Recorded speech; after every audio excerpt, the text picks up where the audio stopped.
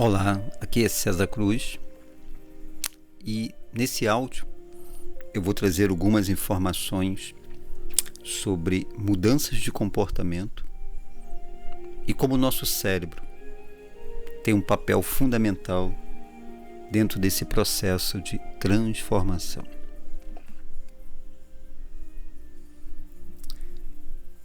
Então, uma das coisas que é muito importante a gente entender que nós somos o resultado dos nossos padrões cerebrais. Então, não importa qual seja o desafio que você está enfrentando hoje e o que as respostas ou reações você está apresentando diante de qualquer situação em relação às suas vidas. Esses comportamentos, as atitudes, como vamos nos posicionar, são resultados dos nossos padrões cerebrais. Então é muito importante a gente ter essa compreensão, principalmente para aquelas pessoas que estão fazendo, principalmente comigo, uma jornada, um acompanhamento, um processo de autoconhecimento. Lembrar da importância dos exercícios que eu recomendo. O primeiro exercício é a autoobservação. A gente precisa ter um hábito de estar observando e anotando numa agenda todo o processo do meu dia. A ideia é que ali no final do dia você sente em silêncio e você consiga ali então pontuar algumas observações em relação a como foi o seu comportamento em relação a todo o projeto, a tudo aquilo que nós montamos. Então, esse é um processo que eu chamo de autoobservação. Precisamos estar conscientes dos nossos padrões mentais, padrões esses que nós criamos ao longo do tempo. Então, desejar mudar não basta. Eu costumo dizer que ver vídeos motivacionais ou criar frases motivacionais também não resolve. O que resolve é a gente entender de fato como tudo isso funciona, como o nosso cérebro cria os padrões e como podemos agir. Identificar a origem, esse é o grande segredo. Sim, até por experiência própria, nós temos esse poder de transformar os nossos padrões cerebrais. Uma coisa importante, eu vou chamar até o primeiro passo, é desenvolver o observador, ter uma autoobservação dentro dos nossos padrões, observar o quanto estamos mantendo o programa criado, identificar os movimentos que nos sabotam e que naquele dia ou naquela semana eu não consegui sustentar. Esse é o observador. O outro é assumir, é querer realmente esse processo. Então, a pergunta aqui é: o quanto realmente você quer? Porque como um terapeuta, um facilitador, um orientador, um educador, que eu também me considero dentro desse processo, eu vou identificar, eu vou fazer uma análise. Essa análise é baseada dentro das minhas experiências e dentro de estudos Em alguns momentos, eu sempre crio um relatório baseado, né, em estudo, em minhas experiências, para que a pessoa possa ali estar identificando. Porque a proposta é assumir o controle de quem realmente nós somos. E o mais importante é a gente ter claro aonde nós queremos chegar. Essa é uma outra parte muito importante.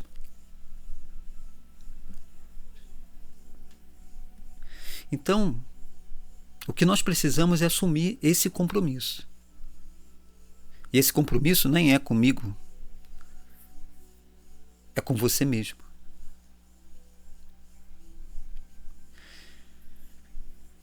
Então,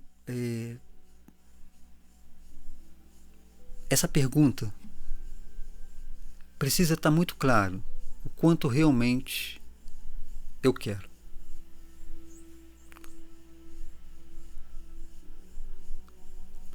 Então há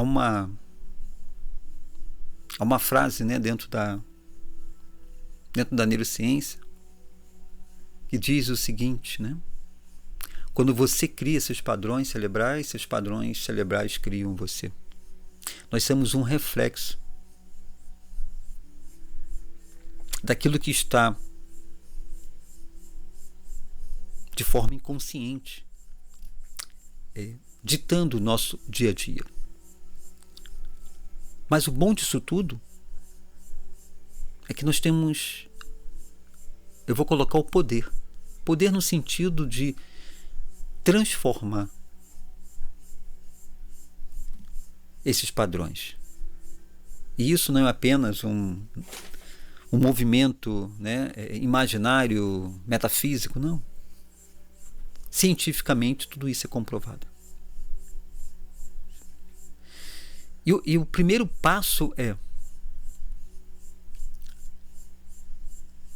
a autoobservação, o quanto realmente eu quero. Dentro da autoobservação você vai desenvolver uma disciplina. O quanto realmente eu quero é a gente desenvolver uma disciplina. E aí a gente vai então entrar num processo que na hipnose a gente utiliza muito, a reprogramação. Então nós temos que criar ali, através da observação, identificar os padrões, para que a gente possa, no lugar desse padrão, a gente colocar um outro.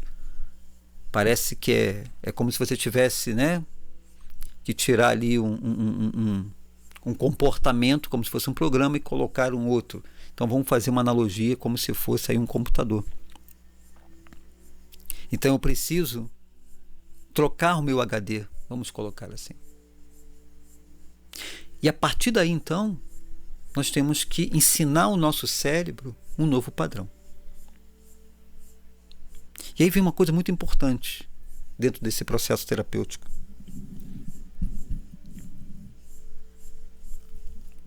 Sono. A qualidade do nosso sono é extremamente importante. Biologicamente, o sono ele tem um papel fundamental, que é um papel de fazer uma restauração em todo o nosso sistema, não só da nossa saúde mental, mas também da nossa saúde física, orgânica, endócrina. Quando nós conseguimos, né, ter um sono de qualidade, aquele sono que a gente chama de um sono profundo, e que a ciência dá o nome de sono REM, é o momento que todo o nosso sistema autônomo ele entra num processo de fazer uma restauração, não só na questão cerebral, mas também no nosso corpo biológico. Mas o que nós temos que entender é que o nosso cérebro também passa por esse processo. E ali ele vai fazendo, então, o que a gente chama de uma restauração. Quando acordamos no dia seguinte, o nosso cérebro ele tá descansado, ele está pronto para começar o dia. Se a gente acorda ainda cansado e com vontade ainda de querer estar na cama, de querer dormir, a gente não conseguiu ter esse sono reparador. E o outro grande detalhe não é apenas a quantidade de horas que eu dormi. Não.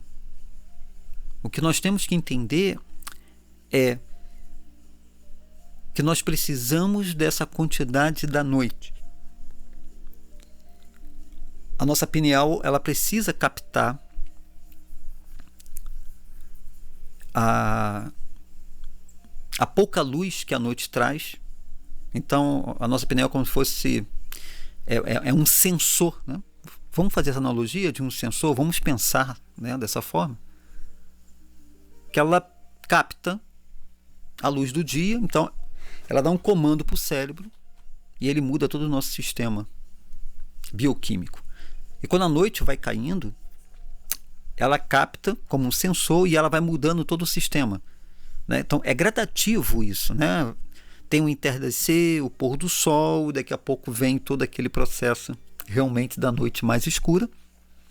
Então gradativamente ele vai mudando esse sistema bioquímico, então vai vindo aquele sono. E quando o dia está amanhecendo, é o mesmo processo.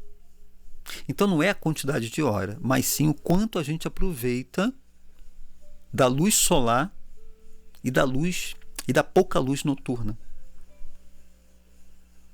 Então uma pessoa que dorme meia-noite e acorda meio-dia, um exemplo, acorda 10, 11 horas, na realidade ela aproveitou o que ali? Principalmente dependendo da estação que a gente se encontra, né? O verão, por exemplo, o dia é mais longo do que a noite. Então, se você dorme meia-noite, 4h30 da manhã já está claro.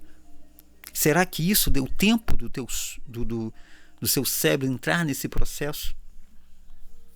Provavelmente não. E a gente também não vai ficar contando com as estações. O que nós temos que fazer, dentro do processo de reeducar nosso cérebro, de ensinar o nosso cérebro, ele primeiro passa por esse processo do sono. O sono é fundamental. Se a gente não regular o sono, se a gente não tiver um sono de qualidade, com quantidade de horas noturna, nós não conseguimos reprogramar nada. Há alguns fatores biológicos, mas a ciência prova que é muito pouco. Raramente são as pessoas que precisam de poucas horas para dormir. Então, assim, não fica buscando essas desculpas, porque senão não é. Todos nós, biologicamente, aí eu estou falando do sistema biológico, que é o cérebro, todos nós precisamos, da mesma forma que a gente precisa se alimentar, né? Da mesma forma que a gente, com o envelhecimento, a gente vai perdendo massa, a gente vai perdendo várias substâncias que precisam ser reposta, todos nós vai ter o mesmo modelo. O corpo orgânico, ele já tem um programa. Então precisamos dormir. Não esqueçam disso. E aí, se eu regulo isso, a gente vai ver resultados. O próximo passo é a reprogramação. E aí vai entrar dentro desse processo o que a gente chama, o que eu trago, né? Passa ali como exercício de respiração. Vai ficar mais fácil assim. É um processo parecido com a prática da meditação, mas eu não gosto de trazer esse nome, porque meditação é um estado de consciência, não é aquela prática que você senta, fecha os olhos, isso é um exercício. Mas vamos deixar como meditação, porque é mais fácil da gente entender. Então, a prática da meditação, assim que a gente acorda, tem um papel fundamental. Por quê? Eu gosto de fazer uma analogia com o celular. Então, vamos imaginar que o celular, nessa analogia com o nosso cérebro, né? Então o nosso cérebro é o celular. E a captação do sinal do Wi-Fi é o cérebro. Mas se eu não tiver com um chip, eu só consigo captar a internet se eu estiver num lugar que tenha Wi-Fi. Se não tiver o Wi-Fi, eu não tenho sinal, porque eu não tenho chip. O padrão, ele é o chip. O cérebro é o celular. A mente é o Wi-Fi que capta os sinais. E aí eu vou estar falando então do que a gente chama do inconsciente coletivo. Quando a gente vai dormir, neurologicamente, nosso cérebro ele vai se desligando por camadas. Tá? Ele vai se desligando por camadas, até que todas as camadas estejam desligadas. Então, aquelas pessoas que têm o hábito de levar o trabalho para a cama, de ficar pensando no que aconteceu, no que vai fazer amanhã, ele dificulta esse desligamento por total. Então, a gente chama de sono em vigília. Então, aquela pessoa que qualquer barulhinho acorda, ou, dependendo do estado de estresse e da vigília que ela se encontra, né, por algum motivo, o filho que ficou doente e ela passou várias noites ali com aquele sono leve, porque qualquer coisa tinha que cuidar do filho, pessoas que passaram anos cuidando de alguém e que não podia dormir profundamente, qualquer barulhinho ela acordava, ela então educa o cérebro dela a ter um sono de vigília, ou seja, ela não entra em sono profundo. Isso também é uma outra coisa que é importante a gente entender aqui. Então, a gente sempre pede para essas pessoas, né, que têm essa dificuldade de entrar no sono, ou que não, durante o sono acorda numa determinada hora, eu sempre peço para não olhar para o relógio para saber que horas se encontram, mas simplesmente volte para a cama, mesmo que fique virando para um lado para o outro, tentar dormir. E aí a gente sempre tem uma musiquinha, há uma música adequada, que eu sempre indico, para que ajude a desacelerar nosso cérebro, para que a gente possa entrar em sono profundo. Quando a gente acorda é o mesmo processo. Biologicamente, todo o cérebro está ativo, 100% da capacidade cerebral. Mas os padrões mentais, que são programas do nosso inconsciente, eles não ativam todos eles de uma hora para outra. Ele vem também por camadas. Por camadas. A prática da meditação, para a mudança de comportamento, ela tem que acontecer nesse intervalo. É nesse momento que a gente acorda, uma boa noite de sono, senta e começa a observar a sua respiração. Observa, olha para a sua respiração. O que a gente está fazendo? Nós estamos quebrando o primeiro programa. O teu primeiro programa, ele não vai ser o mesmo hábito que você teve no dia seguinte. Ele vai ser o segundo programa. O teu primeiro programa é sentar, respirar e ficar com você. Você vai começar. Esse você significa esse eu consciente vai se tornar a primeira pessoa, o primeiro programa. E ali você vai ter um tempo de 15 a 20 minutos com você. Dentro desses 15, 20 minutos, com o passar do tempo, eu vou acrescentando elementos como uma reprogramação, uma mensagem. Mas nesse momento, esses 15 minutos é seu. Olha para você, identifica se está em paz, se você está ansioso, se não está, o que está te incomodando. E aí tem aquela prática de respiração, que eu sempre encaminho para todo mundo, uma técnica de respiração, que é a respiração do diafragma, que ele é uma respiração que ele modula o nosso parasimpático e simpático. Normalmente, quando a gente acorda de manhã, a gente está um pouquinho mais tranquilo, dependendo da história de cada um. Depois de todo esse processo de 15 a 20 minutos, sim, aí você levanta e você vai fazer todo o programa que você faz todos os dias. Mas o seu primeiro programa não é mais o automático, você está criando um novo programa. Aí nós começamos a administrar, nós estamos começando a criar um novo programa. Essa é a parte principal. Por quê? Porque eu estou modulando o meu cérebro, estou criando um processo novo de reprogramação e estou fazendo e criando, fazendo um novo exercício, reeducando o meu cérebro e criando um novo programa. A partir daí, então, a gente vai começar a ver as mudanças. E o grande trunfo disso tudo é a gente desenvolver uma disciplina que a gente possa estar o tempo todo, todos os dias, sem exceção, gerando esse processo de disciplina. Essa disciplina é a parte mais importante, né? Eu sempre termino as minhas escritas de meditação falando sobre disciplina e constância. Sem isso, nós não conseguimos. Então, para aqueles que estão fazendo aí um caminho comigo, uma orientação, isso também serve para todos que vêm participar aqui dos retiros comigo. Toda transformação, toda mudança requer de nós dedicação, disciplina e paciência. Paciência porque nós não vamos ver resultados de uma hora para outra. Lembrar que tudo isso é uma construção. E essa construção ela leva-se muito tempo para acontecer.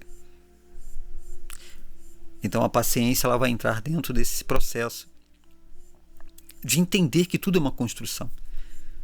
Pense, se você vem com um programa que ele já está instalado no seu inconsciente de muitos anos, não é de uma hora para outra, de um ano para outro que você vai transformar tudo isso. É uma construção ao longo do tempo. Por isso que eu sempre falo, né, da paciência. Se a gente tiver paciência, a gente vai conseguir realizar isso que parece ser tão impossível, mas ele não é impossível. Nós conseguimos. Um forte abraço e até um próximo encontro.